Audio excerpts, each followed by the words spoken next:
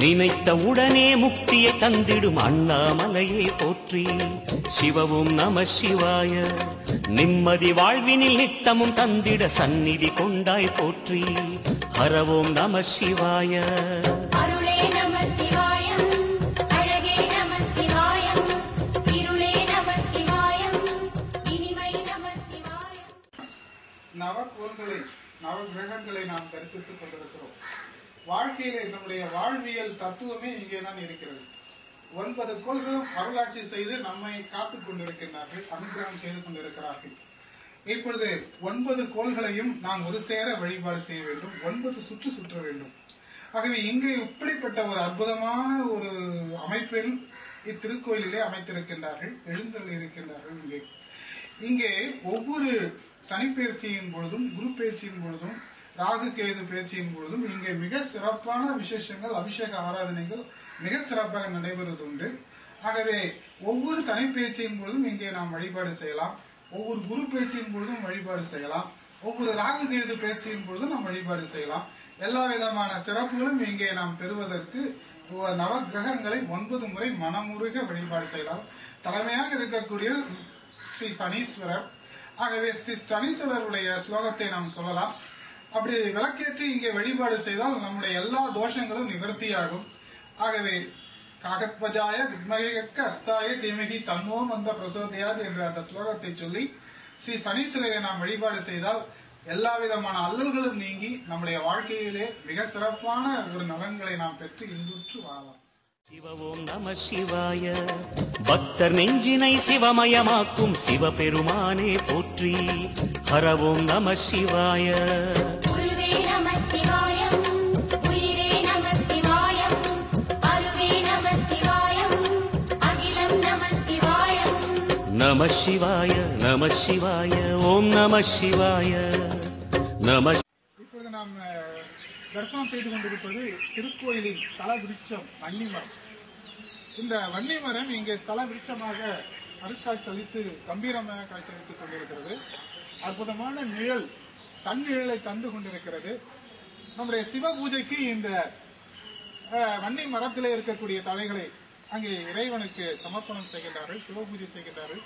வன்னி மரம் என்பது தெய்வ குணம் மிக்கது, மிகுந்த மருத்துவ குணமும் மிக்கது என்று பல பழமையான நூல்களிலே சொல்கின்றார்கள். ஆகவே சர்வேஸ்வரனுடைய கோயில்களிலே பார்ப்போமேயானால் வில்வ மரம் இருக்கும், வன்னி மரம் இருக்கும், நாகலிங்க பூக்கின்ற மரம் இருக்கும். இப்படிப்பட்ட ஒரு மிக சிறப்பான மரங்கள் சில மிக பழமையான ஒரு சில சிவாலயங்கள் மட்டுமே நாம் தரிசிக்கலாம். பாடலீஸ்வரர் கோயிலிலே பாதிரி மரத்தை நாம் பார்க்கலாம். நம்ம பாதிரி மரத்தில் பார்த்தீங்கன்னா 12 வகையான பூ பூக்கும் ஒரே மரத்தில், அது எங்கேயுமே நான் பார்க்க முடியாது. அது பாதிரி மரம். அந்த பாடலீஸ்வரர் கோயிலில் தலை விருட்சம். நம்ம கோயிலில் அருள்மிகு சௌடாம்பை அம்மன் சமேத ஸ்ரீ ராமானுஜேஸ்வரர் கோயிலில் தலை விருட்சமா இருக்கக்கூடியது வன்னி மரம். இந்த வன்னி மரம் எங்கேயுமே பார்க்க முடியாது, ஒரு சில இடங்கள்ல தான் நம்ம பார்க்கலாம். இந்த வன்னி மரத்தில் இருக்கக்கூடிய தலைகளை எடுத்துதான் இறைவனுக்கு பூஜை செய்வது வழக்கம். இது 100 ஆண்டுகளுக்கு முன்பே இங்கே உருவானதாக பெரியவர்கள் சொல்றாங்க.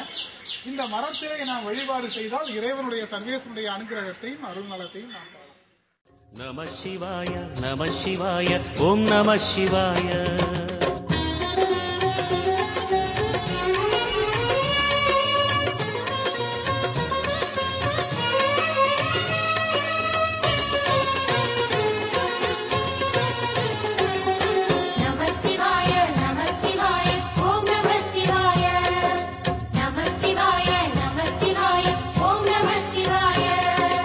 அன்னை உமைக்கு இடமாய் உடலில் ஆலயம் தந்தாய் போற்றி. சிவவோம் நம. அதாவது இறைவன் எல்லா மலர்களும் இறைவனுக்காகத்தான் படைக்கப்பட்டது. எல்லா மலர்களுமே இருந்தாலும் கூட இறைவனால் படைக்கப்பட்டவை தான் எல்லா மலர்களும். இருந்தாலும் கூட அந்த மலர்களிலே சில மலர்கள் தான் பாக்கியம் பெற்றிருக்கிறது. எல்லா மலர்களுமே இறைவனை அடைவதில்லை. பெரியோர்களுடைய பாதங்களிலே செல்கின்றன, பெரியோர்களுடைய கழுத்திலே அணிகலன்களாக அணிகின்றார்கள், மங்கையர்கள் கூந்தலிலே அணிகலன்களாக மலர்களை அணிகின்றார்கள். ஆனால் சர்வேஸ்வரனை அடையக்கூடிய ஒரு சில மலர்களுக்கு மட்டும்தான் இந்த சிறப்பு இருக்கிறது. பார்ப்போமேயானால் இந்த பெருமானுடைய வடிவமாகவே அருள் வடிவமாகவே நாகலிங்க பூ என்று சொல்வார்கள். நாகலிங்க பூ இந்த பூவை பார்க்கும் பொழுது சர்வேஸ்வரன் லிங்கோற்பமாக அப்படியே இந்த இதழ்கள் லிங்க வடிவமாக காட்சியளிக்கிறது. மேலே பார்த்தீங்கன்னா அப்படியே வடிவம் பாருங்க. இந்த ஆவுடையார் கோயிலில் இருக்கக்கூடிய சிவபெருமானை தரிசிப்பது போலவே இது காட்சியளிக்கும். நம்முடைய ராமானுஜேஸ்வரருடைய மூலஸ்தானத்தில் பார்த்தீர்களே ஆனால் லிங்கோற்பமாக காட்சியளிப்பார். அப்படிப்பட்ட லிங்க வடிவமாக இருக்கக்கூடிய இந்த மலரைத்தான் எம்பெருமானுக்கு பூஜையிலே முக்கியமாக விசேஷமான நாட்களிலே மட்டுமல்ல எல்லா நாட்களிலும் சர்வேஸ்வரனுக்கு பூஜைக்குரிய மலர்களாக இதை தெரிவு செய்து இதை பன்னெடுங்காலமாக வழிபாடு செய்து கொண்டு வருகிறார்கள். இந்த நாகலிங்க மரம் நாகலிங்க பூத்து இறைவனுடைய வடிவத்தை நமக்கு உலகிற்கு எடுத்து காட்டிக் கொண்டு இருக்கக்கூடிய ஒரு அருள்நலத்தை இந்த நாகலிங்க மரம் நமக்கு இடம்பெற்று இத்தகைய ஒரு இறை நலத்தை இறை பயிரை இங்கே வளர்த்து கொண்டிருக்கின்றார்கள் சிவனடியார்கள். இந்த மரம் சூழ்ந்த இந்த பசுஞ்சோலை எப்படி தன் நிழலை தந்து நம்ம எல்லாம் குளிர்வித்துக் கொண்டிருக்கிறதோ அதுபோன்று இறைவனுடைய அருள் நிழலிலே எல்லா உயிர்களும் இன்புற்றுக் கொண்டிருக்கின்றன என்பதை அடையாளப்படுத்துவதற்காக இந்த நாகலிங்க மரத்திலே இருந்து நாம் இறைவனை வழிபாடு செய்து கொண்டிருக்கிறோம். சொன்ன வண்ணமே செய்யும் நாதனே சோணாச்சலனே போற்றி. இப்பொழுது நாம் இங்கு தரிசனம் செய்து கொண்டிருப்பது நாகலிங்கம். நாகராஜன் என்று சொல்வார்கள், நாகலிங்கம் என்று சொல்வார்கள். நாகர்கோயிலிலே அற்புதமான ஒரு தலம் இருக்கிறது, நாகராஜா கோயில் என்று சொல்வார்கள்.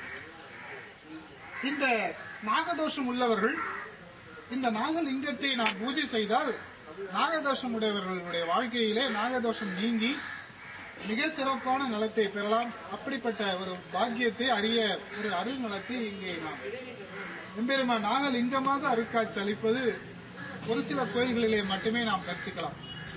அவர்களுக்கு ராமநாதேஸ்வரர் திருக்கோயிலிலே நாகலிங்க பூஜை செய்வதற்கு மிக ஏற்றமான ஒரு இடம்.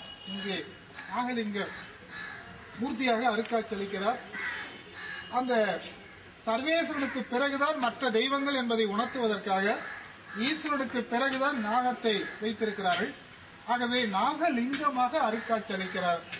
இந்த நாகலிங்கத்தை நாம் மனமுருக வழிபட்டால் நம்முடைய வாழ்க்கையில எல்லா விதமான தோஷங்களையும் நாம் வென்று விடலாம்.